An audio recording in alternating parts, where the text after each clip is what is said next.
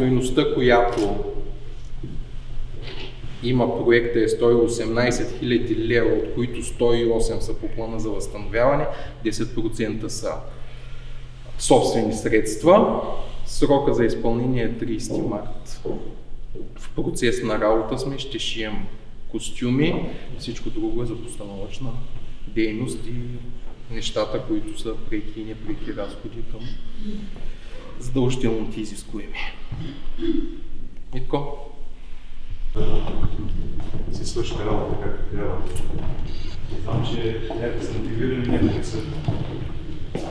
Кое обаче е важно да си кажем, професията, в нашата професия всички го знаете, или си на върха, или си някъде много ниско.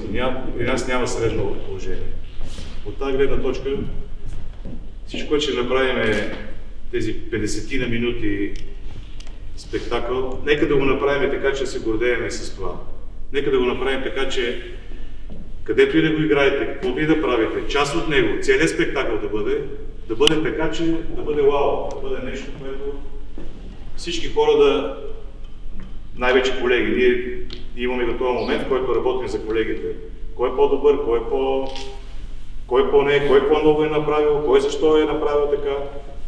Защо правим всичко това? Не го правим за пари. Всички сме на един хал и го знаем много добре. Обаче го правим за това, за да може да се гордеем, да оставим след нас следа.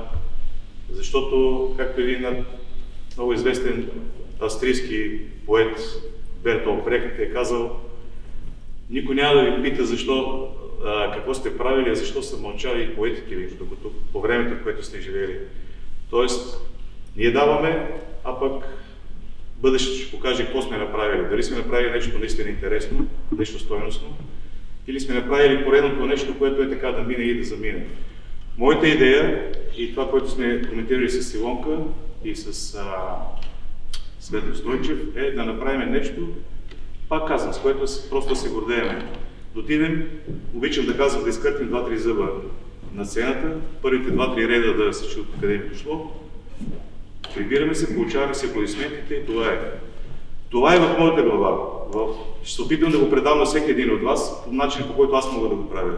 Аз мога да мотивирам, мога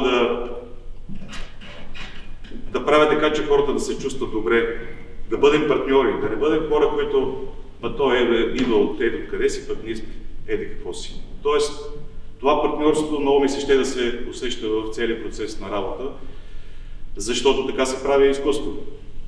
Ако се правеше по друг начин, нямаше да... Ние правим колективно изкуство. Затова са и трети състава хора, оркестър, танцов състав. Другото е света.